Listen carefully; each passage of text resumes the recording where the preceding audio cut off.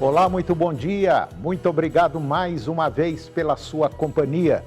Está começando mais um programa Agronegócio e eu desejo a você um dia muito abençoado.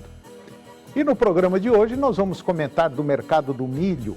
Você vai acompanhar uma reportagem sobre um dos maiores problemas que acometem o rebanho bovino leiteiro, a mastite, uma infecção que ataca o úbere do animal, causando enormes prejuízos ao produtor e uma queda significativa na produtividade do animal. Eu vou comentar do PIB do agronegócio brasileiro, você vai ver como foi o abate de fêmeas bovinas, vamos comentar dos preços da carne bovina para o consumidor, que aumentou de preço agora no mês de dezembro passado. E você vai ver agora que o valor dos impostos dos governos federal, estaduais e municipais bateu na casa dos 3 trilhões de reais. O programa Agronegócio já está no ar.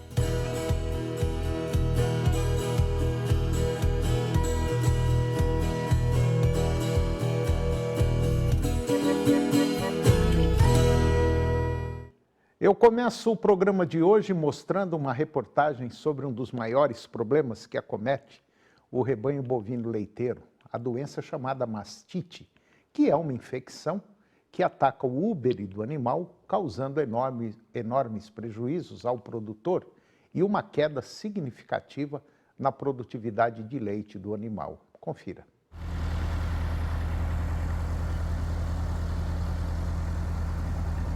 Na reportagem de hoje, eu vou falar sobre um tema muito importante.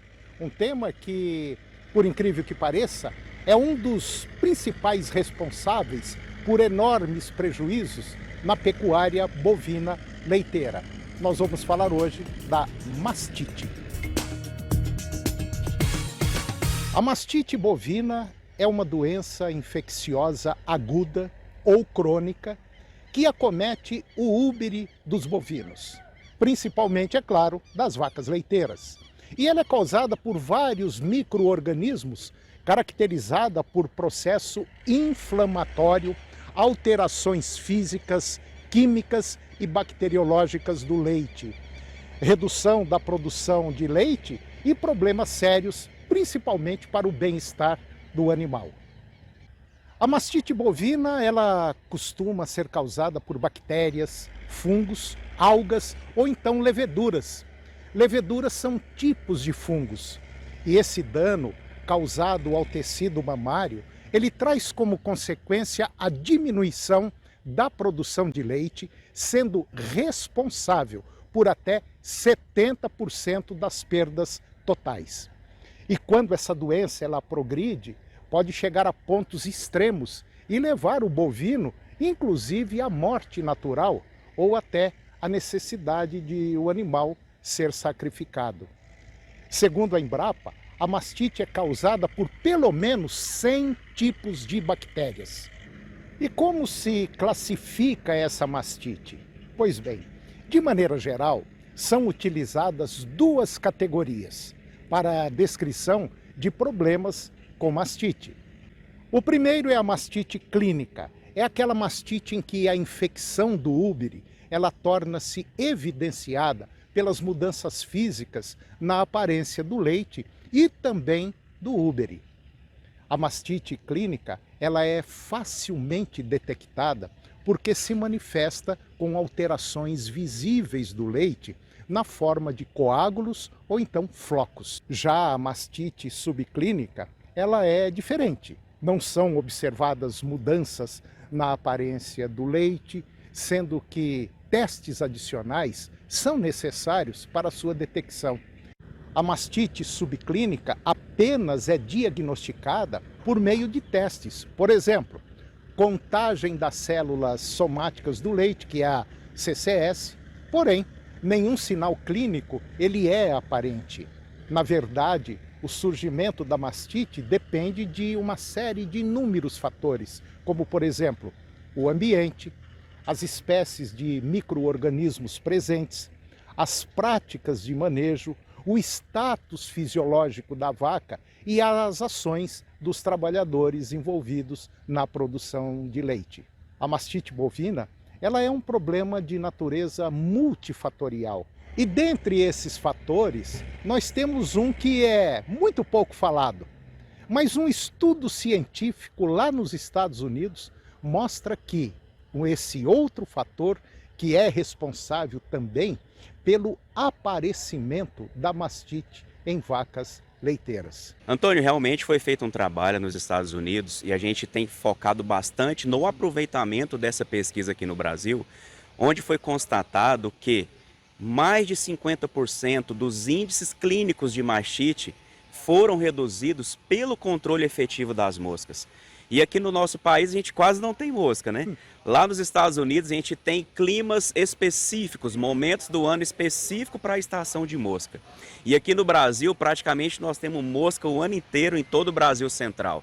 Então para nós aqui é um trabalho muito importante, onde foi constatado pela Universidade do Kentucky, nos Estados Unidos, que com o controle efetivo das moscas, não só da mosca do chifre, mosca doméstica, mosca dos estábulos. Lá nos Estados Unidos tem aquela mosca que acomete os olhos dos animais, que é a Facefly, que aqui no Brasil a gente encontra pouco dela e que também pode fazer parte desse circuito. Então, é o seguinte, se você imaginar e olhar o gráfico desse trabalho, você vai perceber que quando a gente coloca um controle efetivo das moscas da propriedade leiteira, nós reduzimos em mais de 50% os casos de mastite. Desde novilhas até vacas já em período de produção em várias lactações. E aí a gente pergunta, qual a grande importância disso para nós aqui no Brasil? Quando a gente tem os vários protocolos para controlar a mastite, e aí você se pergunta aí do outro lado, Humberto, mas eu faço tudo que já me ensinaram aqui na fazenda.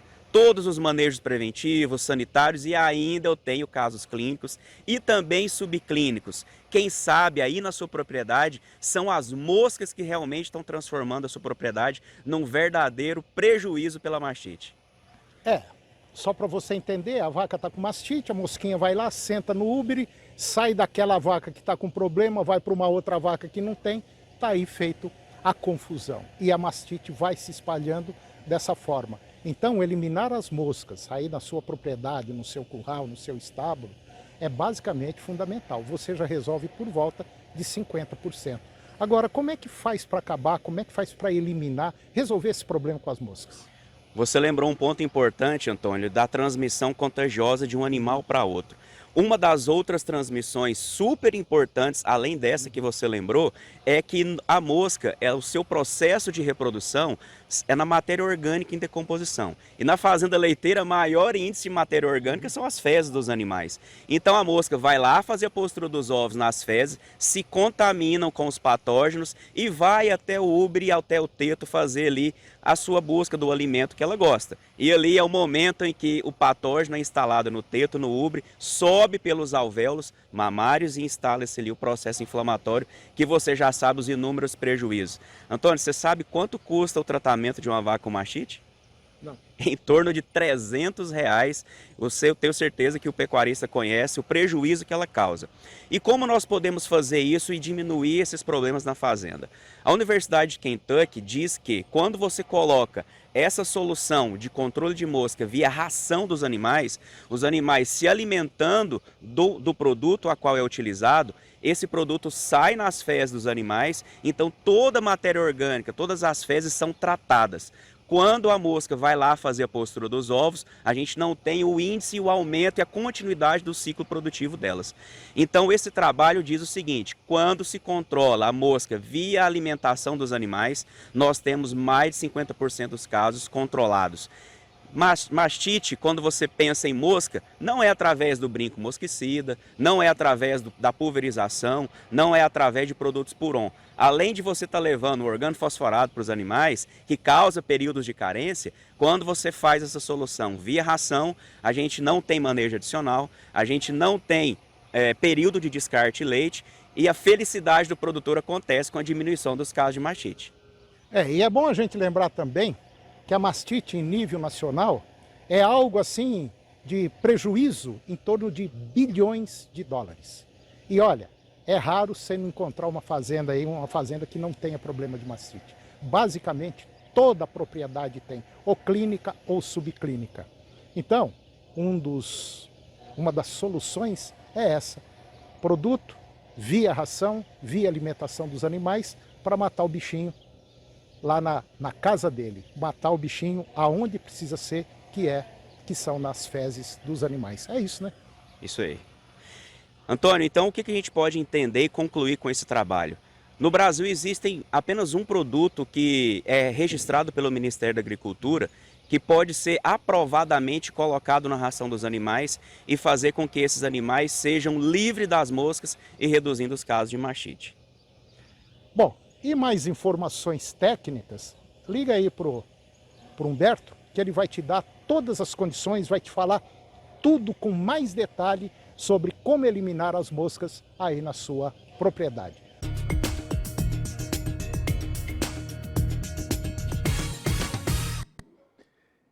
E agora eu vou comentar do mercado do milho. Enquanto o mercado interno do milho enfrenta um ritmo mais lento, as exportações do cereal no Brasil estão em alta, com perspectivas de superar significativamente o volume registrado em 2022.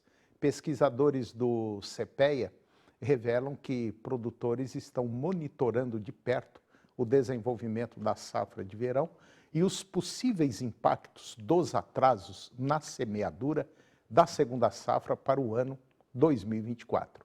E de acordo com dados da Secretaria de Comércio Exterior, a SECEX, nos primeiros 11 dias de dezembro, o Brasil já embarcou impressionantes 3.600.000 toneladas de milho. Esse valor representa incríveis 59% do total exportado ao longo do mês de dezembro de 2022, que foi de 6,2 milhões de toneladas. Surpreendentemente, a média diária de embarques neste período supera em 18% a registrada no mesmo período do ano passado. Se o atual ritmo persistir, as projeções indicam que as exportações totais podem ultrapassar a marca de 7 milhões de toneladas até o final agora do mês de dezembro, né? Produtores e analistas do setor estão otimistas com esse desempenho excepcional, enquanto consumidores, por sua vez, têm dado preferência ao uso dos estoques que foram negociados antecipadamente. Em novembro passado, a China importou quase 4 milhões de toneladas de milho, marcando um aumento significativo de 384% em comparação com o mesmo período de 2022, quando as importações totalizaram 740 mil toneladas. No acumulado do ano, as importações de milho pelo país atingiram 22 milhões de toneladas, refletindo um aumento de 12,3% em relação ao ano anterior, conforme dados publicados pela Administração Geral de Alfândega da China. E depois do intervalo nós vamos falar do PIB do agronegócio brasileiro, você vai ver como foi o abate de fêmeas bovinas e nós vamos falar dos preços da carne bovina para o consumidor, que aumentou agora no mês passado, mês de dezembro. E você vai ver que o valor dos impostos dos governos federal, estadual e municipal bateu na casa de 3 trilhões de reais. Nós voltamos já, é um minuto só.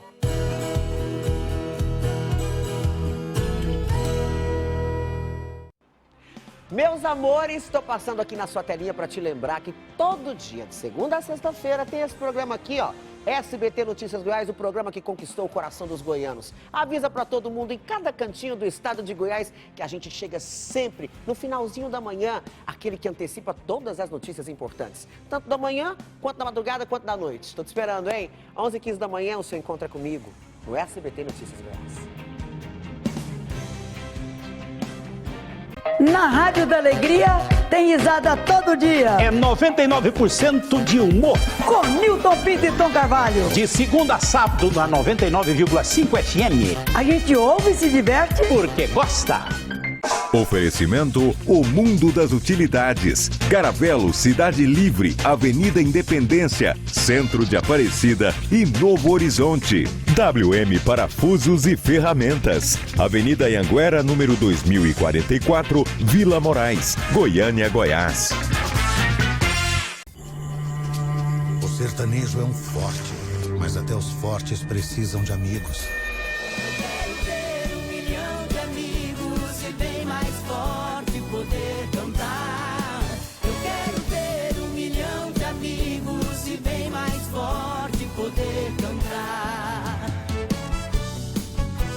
Amigos do bem. Há 30 anos transformando vidas no sertão.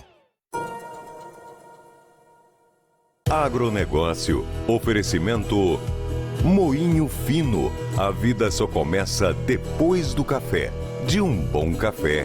Senar Goiás, a maior escola da terra.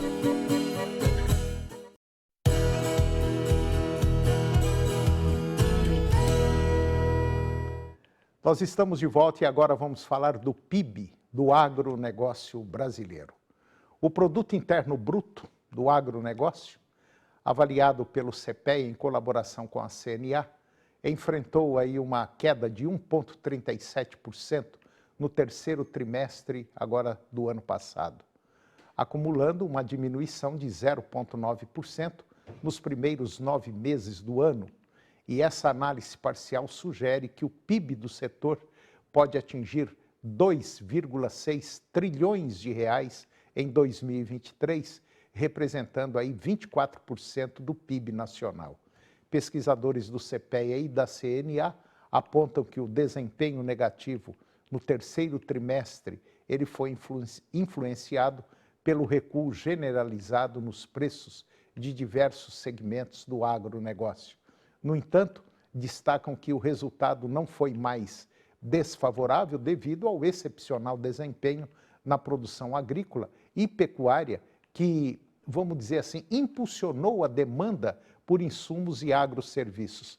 No setor primário, observou-se uma redução significativa nos preços de culturas importantes como algodão, café, milho, soja, trigo, boi, frango e leite. Nas agroindústrias de base agrícola, destacam-se quedas dos biocombustíveis, produtos de madeira, óleos vegetais e na indústria do café. Já nas indústrias de base pecuária, as cotações mais baixas impactaram principalmente as indústrias de laticínios e também de abate e preparação de carnes e pescados. E agora você vai acompanhar o comentário sobre o mercado da carne bovina. Confira. Olá, tudo bem? No comentário de hoje nós vamos falar de um levantamento que o IBGE fez sobre o mercado da produção da carne bovina e a evolução da pecuária de corte. O protagonismo e a liderança do Brasil no mercado mundial de carne bovina nos últimos anos tem sido um estímulo ao desenvolvimento e ao aumento da produção. O crescimento do rebanho e da produtividade, mediante a adoção de novas técnicas de manejo nutricional, sanitário, reprodutivo, possibilitou um aumento da eficiência na produção em menor espaço e tempo e também carcaças mais pesadas ao longo dos anos. Segundo dados do Instituto Brasileiro de Geografia e Estatística, o IBGE, o peso das carcaças passou de 228 quilos em 2020 para 267 quilos em 2022, um aumento de 17,2% ao longo de 22 anos, ou um incremento aí de 0,7% ao ano. O abate de fêmeas, ele influencia a média do peso das carcaças e apresenta, assim, uma sazonalidade dependendo da época do ano e também da fase no ciclo pecuário de preços. Lá no ano 2000, o peso médio da carcaça dos machos era 245 quilos, em 2022 o peso médio 278 quilos, um aumento de 13% em pouco mais de 2 décadas. Para as fêmeas, esse incremento foi maior, atingindo 19%, passando de 180 em 2000 para 246 quilos em 2022. Isso é muito importante. A maior participação de fêmeas no abate de bovinos diminuiu a média dos pesos das carcaças. E mesmo com a redução, a média anual dos pesos ela está crescente. O abate de fêmeas, por exemplo, concentra-se no primeiro semestre, o que tende a diminuir a média de peso de carcaças nesse período e a depender, por exemplo, da fase do ciclo pecuário de preços. e esse quadro intensifica-se. O maior abate de fêmeas no primeiro semestre acontece por causa do descarte de fêmeas diagnosticadas vazias, ou seja, não prenhes, ao final da estação de monta. E considerando o último período de baixa do ciclo pecuário de preços entre 2017 e 2019, é notável os menores pesos médios das carcaças nos primeiros semestres. A dinâmica de pesos entre o primeiro e o segundo semestre do ano pode ser observada. Na fase de baixa de preços, por exemplo, lá em 2018, foram abatidas mais de 16 milhões de cabeças, cujo peso médio foi de 249 quilos. Em 2021, ano da fase de alta do ciclo, foram abatidas aproximadamente 13,8 milhões de cabeças, 13,5% a menos, e o peso médio de carcaça foi 269 quilos, uma variação de quase 8%. O menor peso de carcaça em 2018, apesar da maior quantidade de cabeças abatidas em comparação com 2021, ocorreu devido a 42% do abate ser composto por fêmeas. No ano de alta, esse percentual foi de 34%. O ciclo de preços que se confunde com o ciclo de produção ocorre em intervalos menores de tempo. Passou de 9 anos nas últimas décadas para cerca de 5 anos. Quando a oferta de boiadas, ela diminui. A cotação da arroba do boi gordo aumenta, o que consequentemente eleva os preços da reposição. Com a alta da cotação da reposição, os investimentos na cria e a retenção de fêmeas, elas ocorrem caracterizando a fase de alta. A retenção de fêmeas, ela resultará em uma maior produção de bezerros, aumentando a oferta, reduzindo os preços, concretizando a fase de baixa. Essa situação, ela provoca o abate de fêmeas, que é causa e consequência dessas flutuações. As técnicas adotadas na produção pecuária nos últimos anos permitiram o aprimoramento dos índices zootécnicos, por exemplo, o maior peso da carcaça. No entanto, a maior participação de fêmeas no abate em determinadas épocas do ano e do ciclo da produção pecuária promove a diminuição das médias de peso, principalmente no primeiro semestre do ano. Um grande abraço a você, muito obrigado e até o próximo encontro. E agora você vai ver que os preços da carne bovina para o consumidor aumentou no mês de dezembro. O CEPEA, Centro de Estudos Avançados em Economia Aplicada, aponta que os preços da carne bovina avançaram no mês de dezembro. A alta veio da demanda interna aquecida, que geralmente ocorre neste período, o qual os varejistas formam estoques para atender às festas de final e início de ano, né? Em relação à oferta, alguns frigoríficos relatam ter dificuldades em preencher as escalas de abate, o que consequentemente limita a oferta de carne ao mercado atacadista. Já na parcial de dezembro, até o último dia 19, no mercado atacadista lá da Grande São Paulo, a média da carcaça bovina esteve próxima a R$ 17,00 o quilo, enquanto o traseiro voltou a ser negociado acima de R$ 20,00 o quilo no mesmo período, fechando a média em R$ 21,00, uma valorização de R$ 6,00, de 6% no mês de dezembro, que é o maior patamar nominal desde maio do ano passado. Segundo a Secretaria de Comércio Exterior, as exportações de carne bovina in natura intensificaram no mês passado. A média diária da proteína está em 8.800 toneladas embarcadas contra 6.900 toneladas verificadas em dezembro do ano retrasado. E você vai ver agora que o valor dos impostos dos governos federal, estadual e municipal bateu na casa dos 3 trilhões de reais. O ano acabou, mas os impostos continuam pesando no bolso dos brasileiros.